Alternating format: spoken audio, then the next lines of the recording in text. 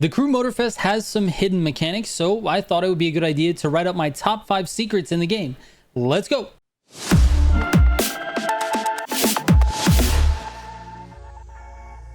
Before we get into the list, if you're looking for any of my pro settings, you can go to militiagamingco.com, click on Motorfest Pro settings from the top, and you will see everything that I've tuned.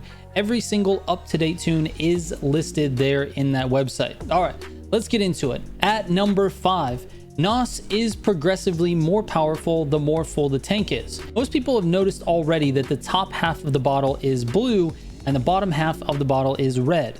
And it's pretty obvious that the top half of the bottle actually feels more powerful. But what most people don't know is that it goes even deeper than that. The NOS is actually progressively more powerful or less powerful depending on how full the tank is. For example, NOS at 100% is more powerful than NOS at 90%. The game unfortunately doesn't really provide you any feedback to let you know that this is in effect, but you can watch it here in this clip. On the left side, I'm driving at 100 miles per hour with a full bottle of NOS, and I use 40% of that NOS in my tank, which leaves me with about 60% of the NOS left. On the right side, I'm driving at the same speed, I use the same amount of NOS, 40%, and that brings me down to 50% left in the tank. Both clips, I'm not using anything other than blue NOS, and I'm traveling at the exact same speed with the exact same car and the same parts, and I'm in the same gear when I decide to use NOS. Now, if we pause the clip right here, which is the moment I decide to stop using NOS, on the left side of the screen, remember I started with 100% and I reached 146 miles per hour, whereas on the right side of the screen, I started with 90% and I only got to 139 miles per hour. And again, I used the exact same amount of NOS, I just started at a different position in the tank. The more full that tank is when you use it, the more powerful that NOS is. It's important to keep this in mind when you're using NOS in your summit events and your grand races. It's not just the top half of the bottle or the bottom half. Every single percent matters. All right, moving on to number 4.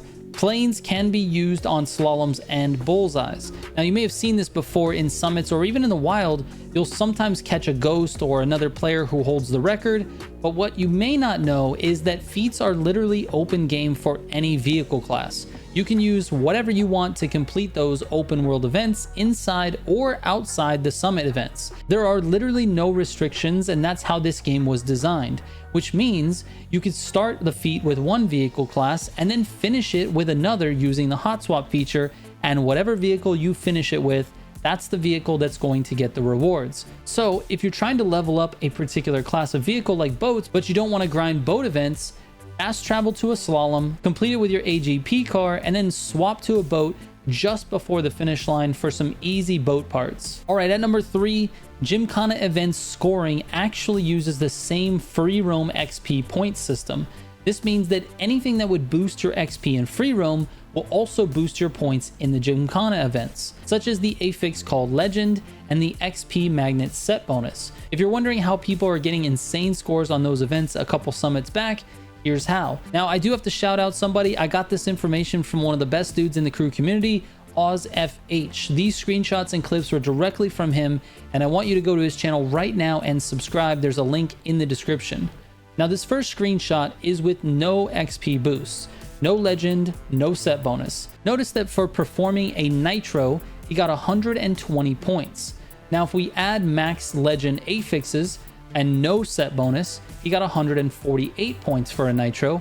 And finally, if we add max legend affix and a full XP magnet set bonus, he gets 173 points for that same nitro. That's more than 40% more points by simply having the correct parts. This should come in handy for you the next time we have these types of events in a summit. All right, at number 2, there is a rewind meta. Now, most people know and hate that resetting your car is sometimes a faster way to take a corner.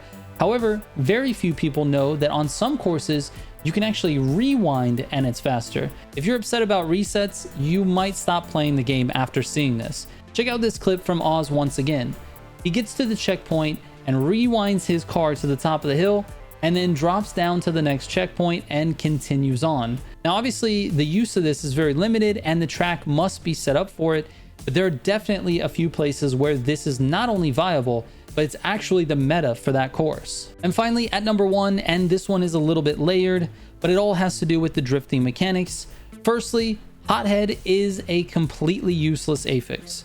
Now I know that's confusing, so I'll explain. Hothead's description says this: increase the speed multiplier by X% in drift events. Your multiplier goes up as you drift, and it goes up faster when you're going faster. Hothead basically helps you get to the max multiplier faster, but what the game doesn't tell you is that it really doesn't matter when during your run you actually hit the max multiplier.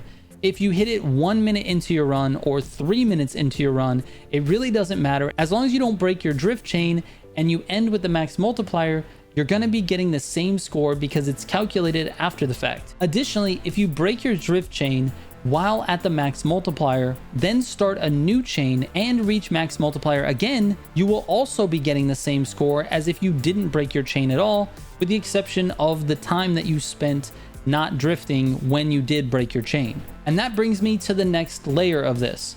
Drift points are awarded only based on the amount of time that you spend in a drift.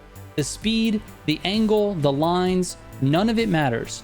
Only the amount of time drifting matters. And so enters the circle drift method. Drifting in circles is actually more beneficial to your points than drifting along the course, because you don't have to spend any time outside of a drift. When you're traveling along the given course, you have to transition from one side to another, and in that split second of time it takes to do that transition, you are not earning any points for drifting, and thus you're getting less points in the event. Now, in order for drifting in circles to actually count, you must be traveling at a minimum of 30 miles per hour or 47 kilometers per hour.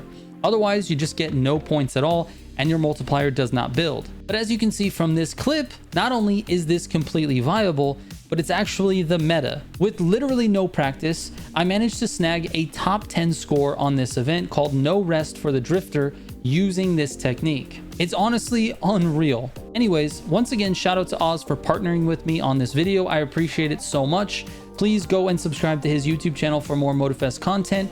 Thank you guys so much for watching. I will catch you on the next one. Trigger out.